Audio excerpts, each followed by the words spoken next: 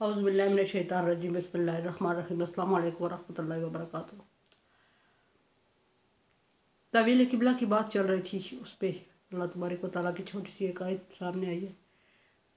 پہلے بات میں نے کہا تھا کہ جب کوئی مشکل حالات یا اسباب بنتے نہیں نظر آتے، زندگی میں کچھ مشکل میں پڑ جاتا ہے بندہ، تو اس میں انسان بہت زیادہ پریشانی میں پڑ جاتا ہے۔ اور نبی صلی اللہ علیہ وسلم بھی انسان ہونے کی حیثیت سے جب ان لوگوں کا سامنا باقی لوگوں کا کرتے تھے تو آپ صلی اللہ علیہ وسلم بھی تھوڑی ٹائم کے لیے پریشان ہو جایا کرتے تھے، پھر اللہ تعالیٰ اس کو کلیئر کرنے کے لیے، آپ کو تسلی دینے کے لیے آیتیں اتارا کرتا تھا، جن آیت کو کہتے ہیں تسلیۃ للنبی صلی اللہ علیہ وسلم۔ نبی صلی اللہ علیہ وسلم کو تسلی دینے کی آیت نازل ہوتی تھی۔ تو یہاں بھی اللہ تبارک و تعالیٰ الحق من ربک فلا تکونن من الممترین، یہ حق اور سچ ہے۔ کیا حق ہے اور سچ ہے؟ فلا تکونن من الممترین، آپ شک میں نہ پڑیں۔ کیا حق ہے، کیا شک سچ ہے، کس کے بارے میں نبی صلی اللہ علیہ وسلم کو وارننگ دی جا رہی ہے کہ آپ صلی اللہ علیہ وسلم شک میں نہ پڑیں۔ یہ دین حق ہے، یہ قرآن پاک حق ہے، یہ سچ ہے، یہ دین حق ہے، یہ سچ ہے، یہ نبی حق ہیں، یہ نبی سچ ہے۔ ان کے بارے میں کلیئر کر دیا کہ آپ اور جب کہ تحویل قبلہ کا حکم ہوا تو آپ صلی اللہ علیہ وسلم بہت سارے لوگوں کے پریشر میں آ کے تھوڑی دیر کے لیے ڈسٹرب ہو گئے، تو آپ نے یہ اللہ تعالیٰ نے یہ آیت نازل کی کہ یہ جو میں نے حکم نازل کیا اور یہ باتیں جو ہوئی ہیں یہ حق اور سچ ہے، اور یہ قبلہ تحویل ہونا تھا اور آپ کی مرضی کے مطابق ہونا تھا، تو اس لیے آپ شک میں نہ پڑیں کہ شاید یہ لوگ سچ کہہ رہے۔ آپ اس نے آگے تھوڑی سی چلیں تو اللہ تعالیٰ فرما رہے ہیں مختلف آیت میں فلا تخشوا الذین ظلموا منکم فلا تخشوہم، جن لوگوں نے ظلم کیا، جو ظالم لوگ ہیں، آپ ان سے نہ ڈرے، واخشونی، مجھ سے ڈرے۔ یہاں ایک اور بات کلیئر ہو جاتی ہے کہ ڈرنا اور جو دین حق ہے، جو کلمہ حق ہے، جو قرآن حق ہے، جو نبی حق ہے، سچ ہے، جو ہمارا ایمان ہے قیامت کا دن آئے گا، اس کے مطابق زندگی کے مطابق اگلی زندگی ہماری شروع ہوگی، وہ حق ہے، وہ سچ ہے، اس کے بارے میں اللہ فرما رہا ہے کہ شک میں نہ پڑے۔ اس کو جب ہم مان لیا تو پھر اللہ تبارک و تعالیٰ آگے اس کے کلیئر کرنے کے لیے اگلی آیت میں 2 آیتیں آگے جا کے فرما رہے ہیں الذین ظلموا منہم، ان لوگوں میں سے جو لوگ ظالم ہو گئے ہیں اہل کتاب میں سے، جو تو کچھ لوگ ایمان لے آئے وہ ٹھیک ہے، لیکن جو ظالم ہو گئے، جن نے اپنے آپ پر ظلم کر دیا، فلا تخشوہم، ان سے آپ نہ ڈرے، واخشونی، اللہ فرماتا مجھ سے ڈرے۔ اور یہ بھی ایک عبادت ہے، ڈرنا بھی ایک عبادت ہے، اور بندوں سے ڈرنا عبادت نہیں ہے، اللہ تبارک و تعالیٰ سے ڈرنا عبادت ہے۔ اور ڈرنے کا حق بھی وہ ہستی جس سے ڈرا جائے، وہ حق بھی صرف اللہ تعالیٰ، یہ بھی عقیدے کا حصہ ہے، ڈرنا بھی عقیدے کا حصہ ہے، اور ڈرنا صرف اللہ سے چاہیے، یہ عقیدے کا حصہ ہے، ہر کسی سے ڈر جانا نہیں۔ اللہ فرما رہا ہے کہ ظالم اور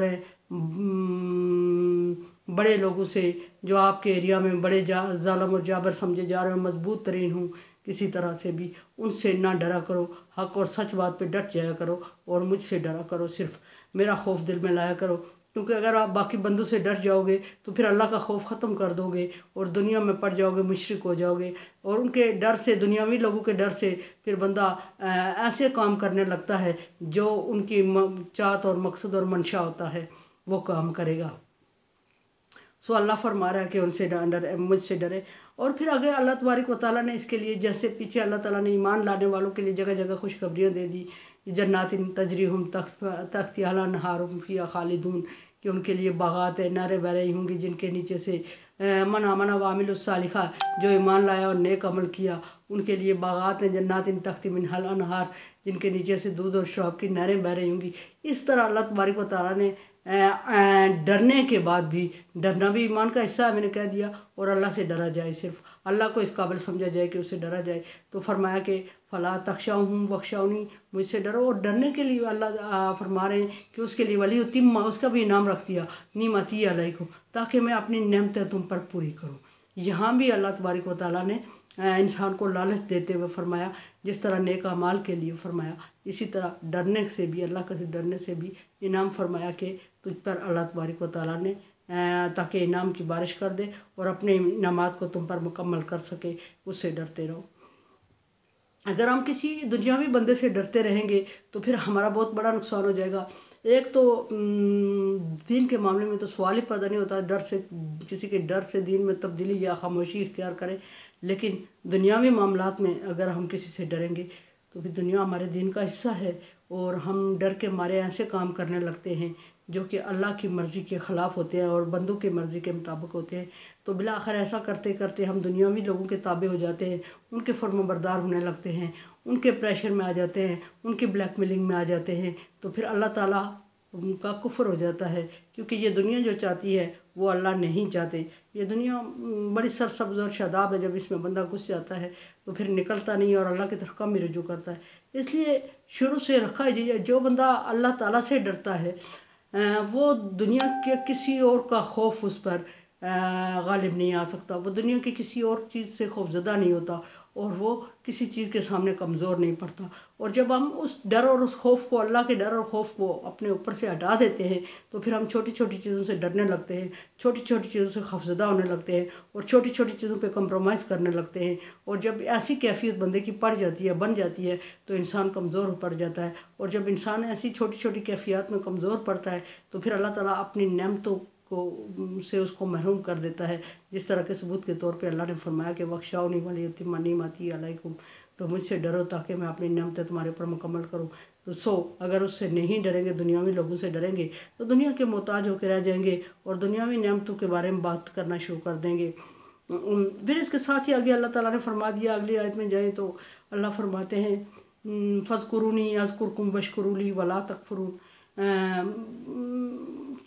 تم مجھے یاد کرو میں تمہیں یاد کروں گا، تم میرا شکر ادا کرو اور میرا کفر نہ کرو۔ پھر اللہ نے آگے فرما دیا وَلِیُتِمَّ نِعْمَتِی عَلَیکُم، تاکہ میں اپنی نعمتیں تمہارے اوپر مکمل کر سکوں۔ تو یہ بھی ایک بات ہے کہ اللہ تبارک و تعالیٰ یہاں ہمیں حکم دے رہا ہے کہ کیا آمنہ و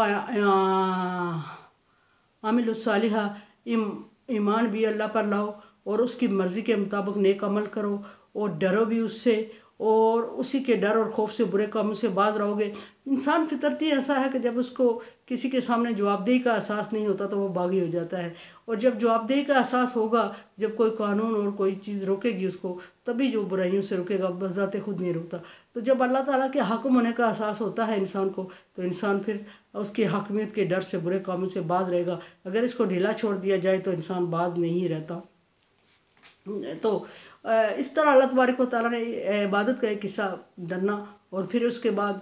فرما دیا کہ مجھے یاد کرو، کسی اور کو یعنی کہ یاد بھی نہ کرو، ذکر بھی میرا ہی کرو اور میں تمہیں یاد کروں گا۔ جب مجھے یاد کرو گے تو میں تمہیں یاد رکھوں گا، اور اگر مجھے یاد نہیں کرو گے، رکھو گے، دنیا کو یاد کرنے لگو گے تو میں بھی تمہیں بھول جاؤں گا۔ وَاشْکُرُوا لِی، میرا شکر ادا کرو، اگر میرا انکار کرو گے تو پھر فَلَا تَکْفُرْ، انکار نہ کرو،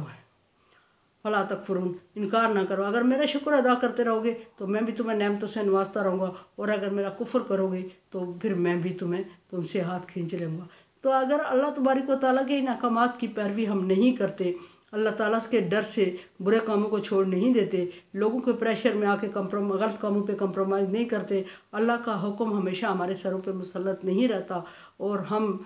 لوگوں کی مرضی کے مطابق کمپرومائز کر جاتے ہیں، تو پھر اللہ تعالیٰ اپنے انعامات کی بارش نہ دنیا میں ہم پہ کرے گا اور نہ آخرت میں کرے گا۔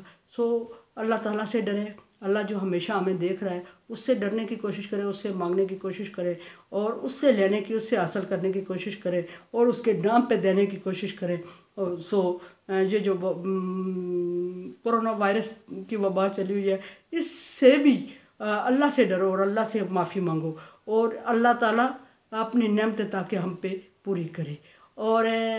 اپنے گناہوں کی معافی مانگو اور آئندہ بچنے کی کوشش کرو۔ اور پھر اس میں بھی یہ مشکل وقت ہے، اس میں فَاذْکُرُونِی، اس میں بھی اللہ کو یاد کرو، اذکرکم فَاذْکُرُونِی، اس کو یاد کرو، میں تمہیں، وہ ہمیں ضرور یاد کرے گا، اس کا وعدہ ہے کہ تم مجھے یاد کرو میں تمہیں یاد کروں گا۔ پھر یہ کہ جب صحت مند جو لوگ ہیں وہ اس کا شکر ادا کریں، اور اللہ تعالیٰ نعمتوں سے نوازے گا۔ شکر ادا کرنے کا یہاں جو طریقہ بنتا ہے، مختلف طریقے ہیں۔ ہر شکر ادا کرنے کا طریقہ قربانی کرنا، استغفرہم، بخشش طلب کرنا، تسبیح جو فسبح بحمد ربک واستغفرہ، تسبیحات بیان کرنا، یہ بھی ڈرنے کا طریقہ ہے۔ واستغفرہ سے بخشش مانگنا بھی ڈرنے کا طریقہ ہے، اور جو بھی چیزیں ہیں یہ ساری ڈرنے میں آ رہی ہیں، اور رزق حلال کی کوشش کرنا بھی ڈرنے میں آ رہا ہے۔ اتقوا، سب سے بڑی بات یہ ہے کہ اتقوا، فتنے سے ڈرو اور بچو، اور وہ فتنہ کیا ہے اور برائی کیا ہے وہ جو آج کل ہم پہ مسلط ہے، اور اس میں اگر ہم رزق حلال کما کے لوگوں کا حصہ کھا کے چھینا جھپٹی کر کے تو اور مشکل میں اللہ تعالیٰ کے غضب کو دعوت دے رہے ہیں، تو یہ بہت خطرناک بات ہو رہی ہے۔ اس سے عذاب یا آزمائش ختم نہیں ہو رہی ہے، وہ زیادہ ہو رہی ہے۔ سو حقداروں کا خیال رکھو اور ضرورت مندوں کا خیال رکھو، اور اپنے مال میں سے بھی ان کو تھوڑا بہت دینے کی کوشش کرو۔ اگر نہیں دے سکتے ہو تو پھر ان کے حق چھیننے کی کوشش نہ کرو۔ حقدار تک جیو اور جینے دو، بچو اور بچنے دو، بچو اور اپنوں کو بچاؤ۔